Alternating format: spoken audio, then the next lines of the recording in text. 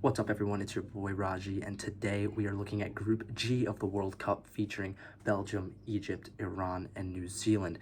I'm going to be looking at the teams, giving my predictions of how I think the group's going to play out, and giving some of my key players to watch out for in this group. Let's get into it. Now, looking at the group as a whole, one of the more lackluster groups at the World Cup. On paper, not really that many entertaining games compared to some of the other groups.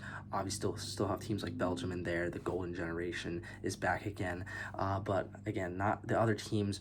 Probably on paper not as exciting. However, it's the World Cup. Anything can happen, and definitely could see a lot of excitement in this group as the group stage plays out. Starting off with Belgium, and like I just said, their golden generation is back again for the fourth straight tournament.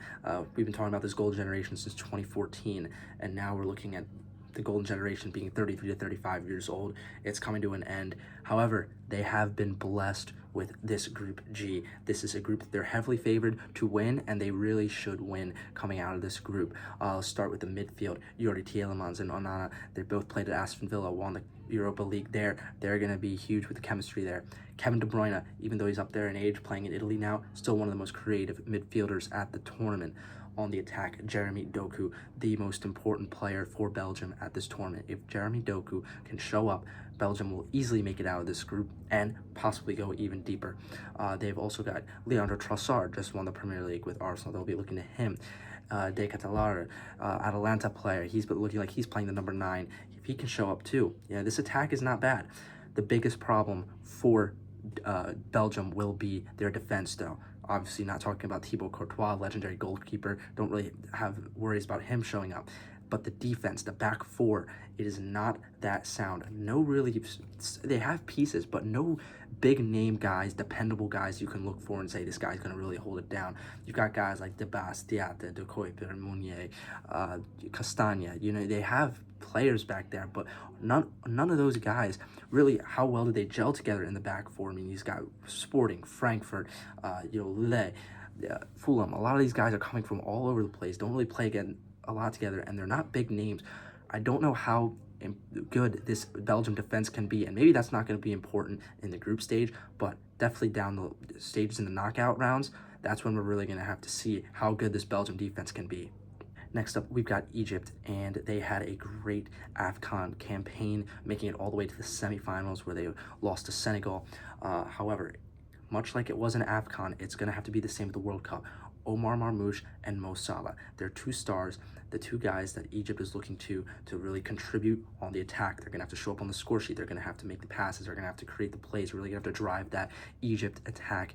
And if those guys can show up like they did in AFCON, Egypt can make it out of this group for sure. Egypt's no powerhouse, but Omar Marmoush and Mo Salah are world-class level players. If they can show up on the biggest stage, Egypt can make it out of this group.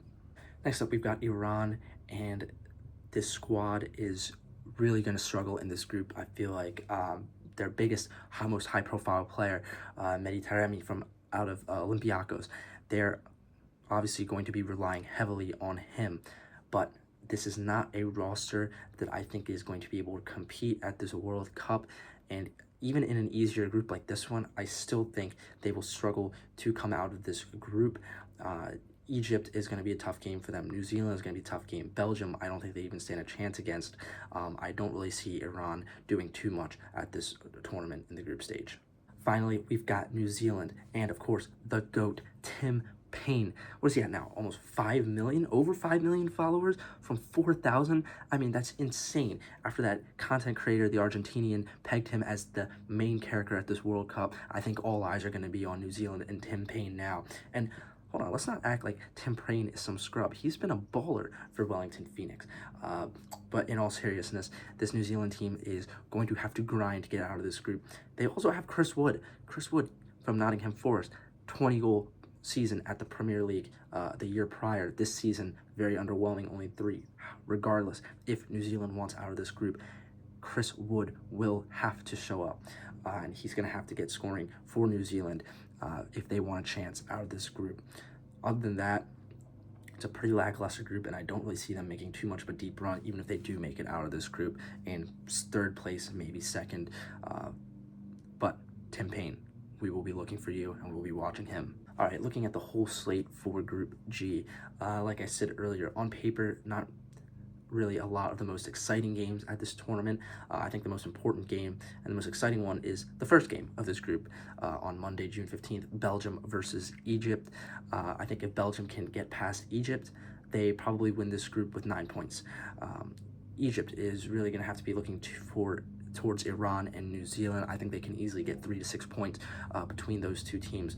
And then between Iran and New Zealand, those guys are really going to have to scrap to get out of this group, score a lot of goals, get that goal differential up.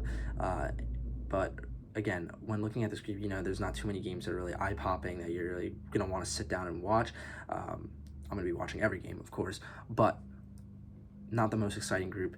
Belgium, Egypt, the first game, that's what we're really going to be looking for. And I think if Belgium can get past that, they can get out of this group with 9 points. So on to my predictions for this group. I have Belgium winning, Egypt in second, followed by New Zealand, and then Iran.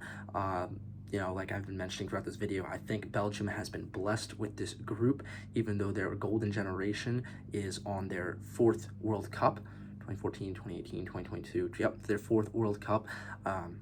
This is a group that they absolutely should be able to get out of, and I think they can do it going 3-0 with 9 points. Egypt, I think they can easily get the 3 to 6 points that they'll need to finish second between Iran and New Zealand. Omar Marmoush and Mo Salah have both played against much more tough defenses than what they'll see from Iran and New Zealand. I think New Zealand will be able to either beat out Iran, or if they draw, get more goals than them and finish in third. I think it'll be very tough for the third place team in this group to come out into the round of 32. Only the 8 best third place teams come out. It's going to be really tough for the third place team to come out in this group. And of course, I've got Iran in last. I just don't think they have the roster to compete in this group. All right, looking at key players to watch, I've got 2 from this group. 1, Jeremy Doku. I mentioned earlier in this video, he is the most important player for Belgium, one of the most electric players at this World Cup. He's playing like one of the best wingers in the world right now. And if he can do what he did for Manchester City that second half of the season, if he can do that for Belgium, show up at this tournament, get on the score sheet, make some pass, get some assists, Belgium could really make a run in this tournament. I really think the ball is going to move through Jeremy Doku for Belgium. Doku is going to have to be massive. Second, Omar Marmoush. Yes, Mo Salah is still going to have to show up. He's still going to have to be the leader of that Egyptian team. But his productivity has definitely been on the decline. And I think we're starting to see that, change in the guard from Mo Salah's team to Omar Marmoush's team.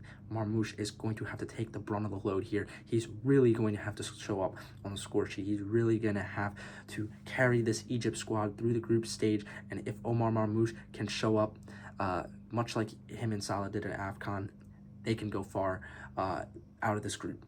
I don't know how far in the knockout stages, but they can at least make it out of this group.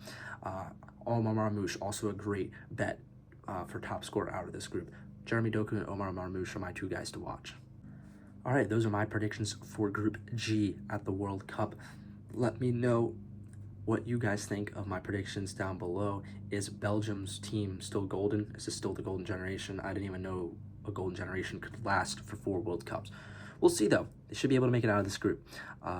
Stay tuned. We still have, I think, five or six more groups to go over. A lot of lineups. Check out my Instagram.